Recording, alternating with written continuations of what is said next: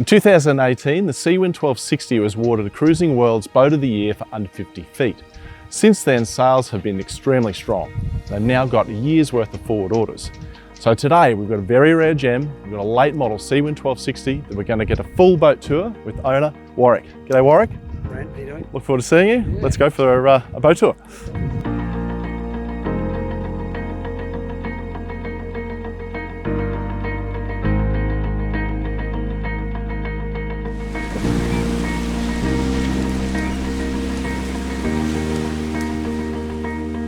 Right, so Warwick, this is pretty impressive. Oh, thank you, Brent. It's looking absolutely stunning. Yeah, Joe's pretty fastidious about everything inside, and she makes sure everything looks spick and span all the time. Yeah, looks like it's straight out of a boat show.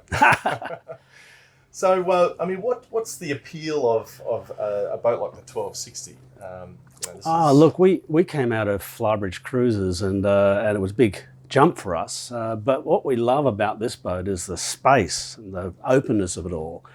You know, we worried originally about things like air conditioning. Well, we don't need air conditioning in this boat. You know, even in the hotter summers, we open those big windows, kick open these, and everything is just one big level playing field. It's fantastic. And that is a real interesting point of difference, isn't it? Yeah. The levelness of the boat is quite unique. Yeah, yep, exactly right.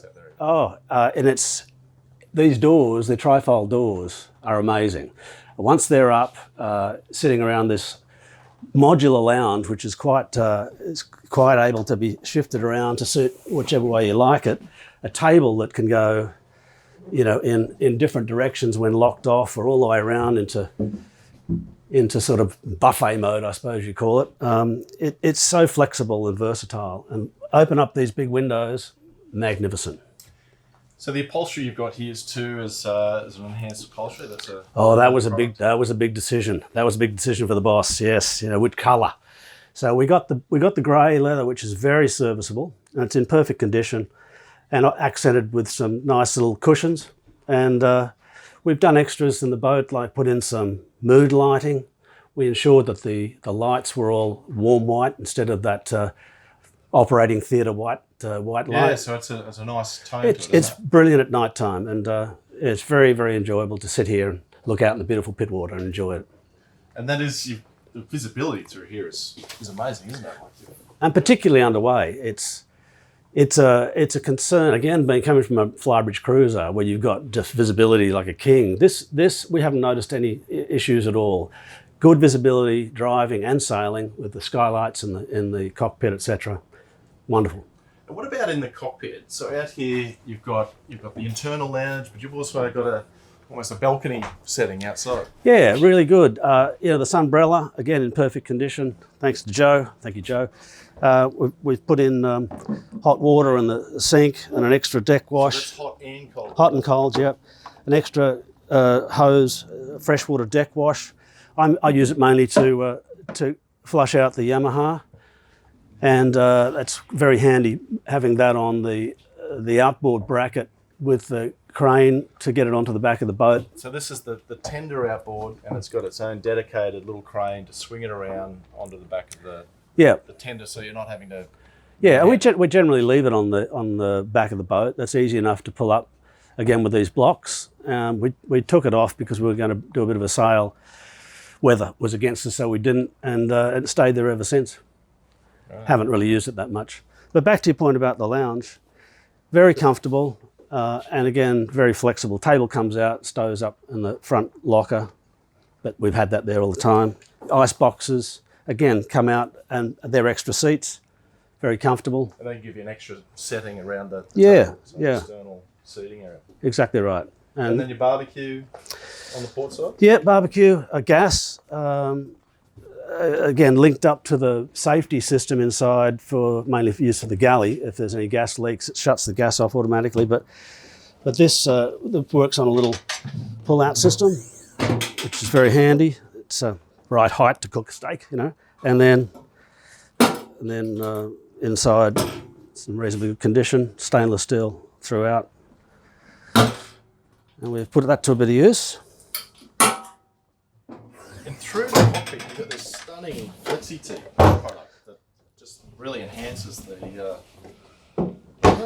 overall look of the boat, doesn't it? Yeah, we didn't like the GRP, the white underfoot out here, and we tossed what we should put down here. There's different coverings you can get, but we splashed out on the flexi teak, and we're really happy we did, and to the steps as well. So why don't you show us through some of the internal spaces, Warwick? Sure. Have a look at Which hull would you like to go down first? You show us through the galley. Right, so pretty spacious galley. Yes, galley's fantastic. The big fridge freezer. We've worked out the ideal setting to have it freeze down one end and a cold beer up the other end without having to worry about things freezing. So when you say fridge freezer, that's because you've got a variable thermostat. Variable thermostat, yeah. Right. Good size fridge, domestic sort of fridge, 12 volt obviously. Good cupboard space everywhere, and we put these little clasps on to stop things opening up. If we're in rough weather, put an extra couple of shelves in because we could.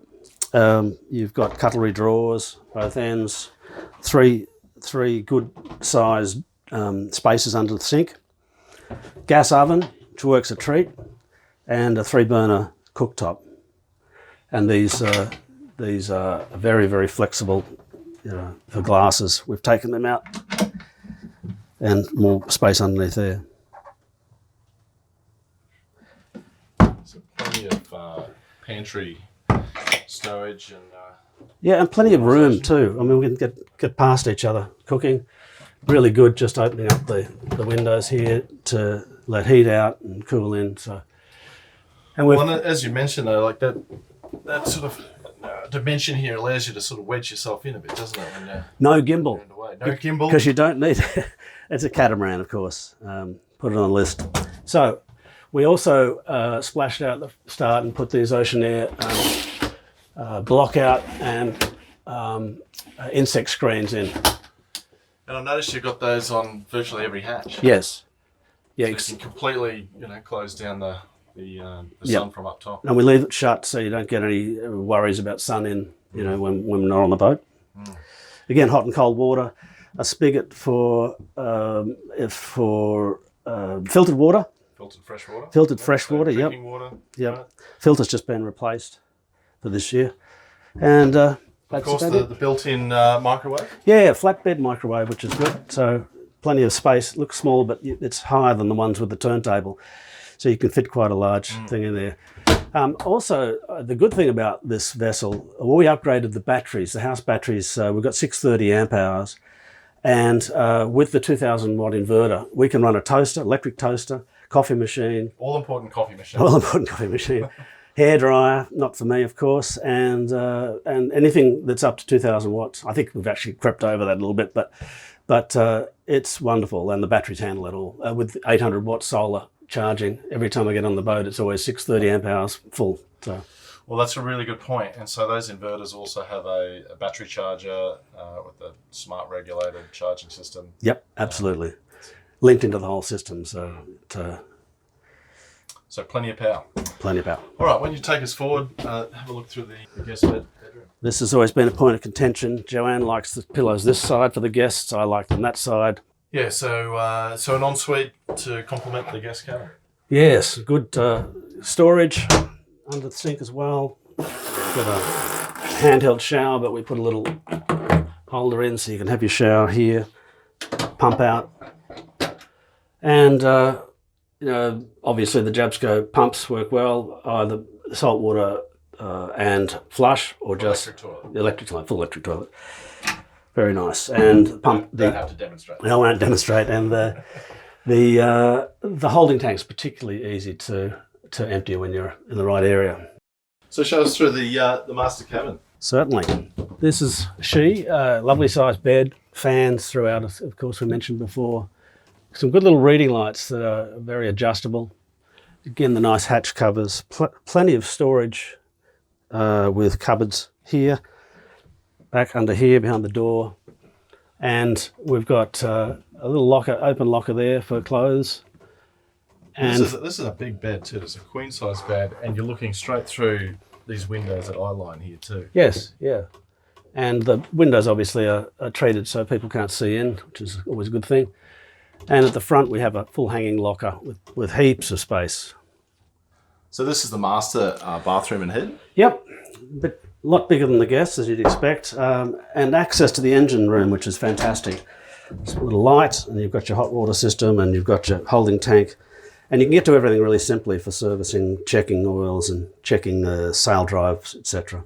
And these are a larger engine than normal too, so you've got the 39 horsepower. Yes, that was a fantastic decision. When you want to get somewhere quickly, or you're coming around West Head, the westerly blowing and the outgoing tide, it just eats it. With the gory props, they've got the overdrive functionality, and you kick that in and you pick up a knot and a half. And everything I've read on the spec sheets, they're just as fuel efficient as the 29s. That was when we did our research. That's why we upgraded. And heaps of torque. Obviously. Heaps of torque, yep. Yeah, fantastic.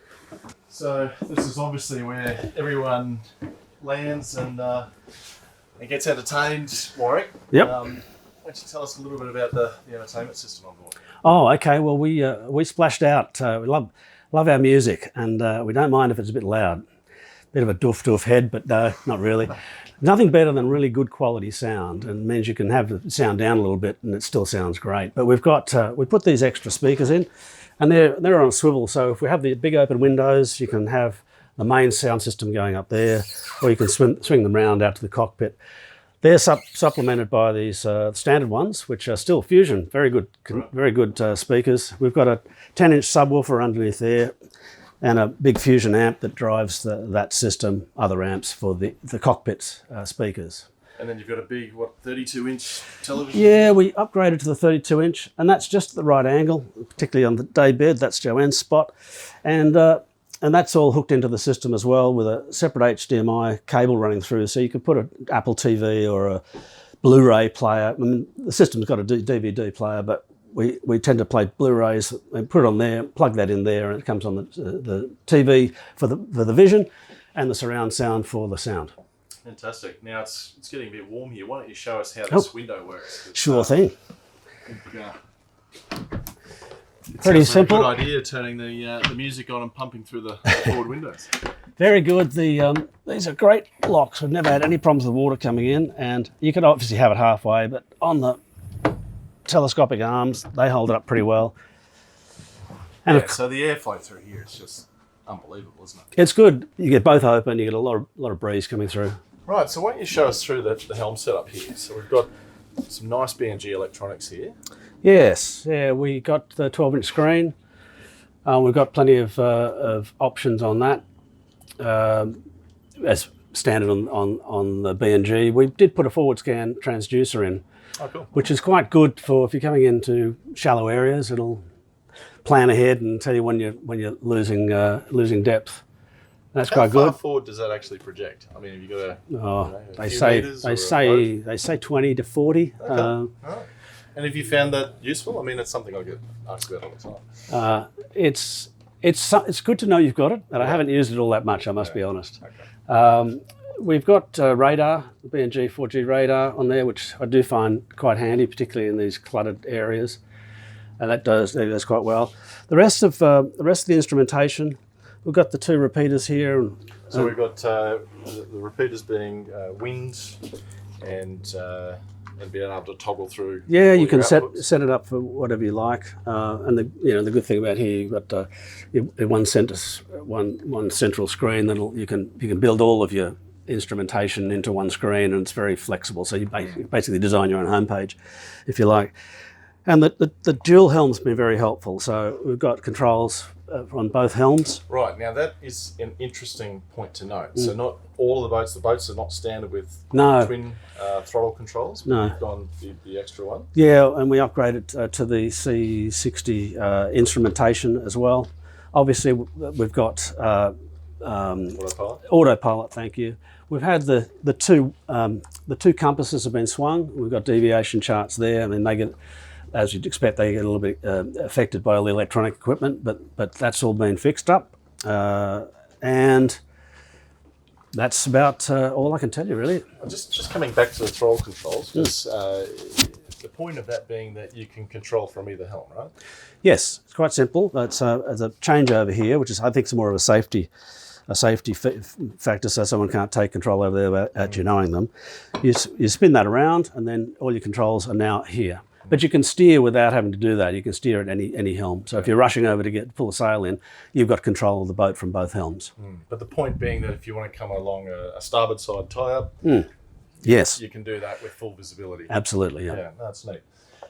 You also have a anchor chain counter, I see. Yes, we upgraded the anchor chain length to 80 metres. I think the standard is 55 or something like that. Sometimes around in Smiths Creek and places around the Hawkesbury it gets pretty deep, and we always like to have a bit 3 or 4 times rowed out minimum. And the chain counter allows you to up and down from here and know where you're at with your depth of chain or length of chain. And we put in an extra foot switch on the foredeck for up and down, so you can control the anchor from up there as well. Right.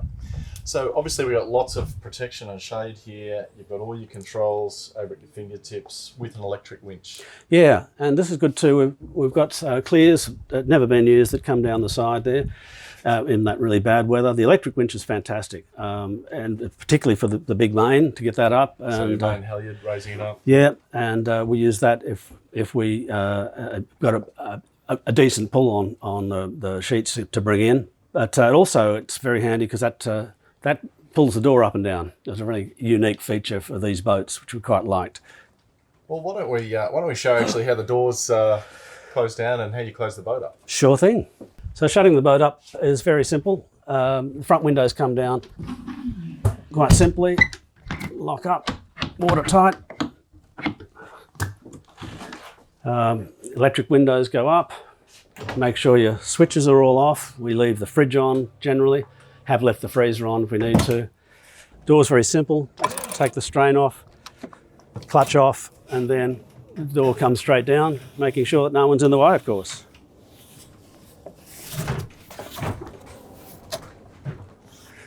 Hook comes out.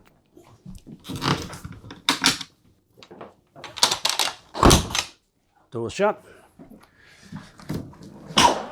This door goes across. This door goes across. This one. And locked up. And that doubles as a nice day door if you're coming and going in bad weather. Yeah, exactly. Yeah. Or nice cosy inside. Nice cosy inside. Just have one door open if it's windy. Yes, very good. Excellent. Then we go up the front. Have a look. Let's show us on the front deck. Yeah, really good getting up on the decks here. A couple of steps, and you're right in the action. Nice wide decks. It's quite flat, so you can move around pretty easy. Easy to get up on the top as well. And this is, when I was buying the boat, or looking at them, this is my favourite spot.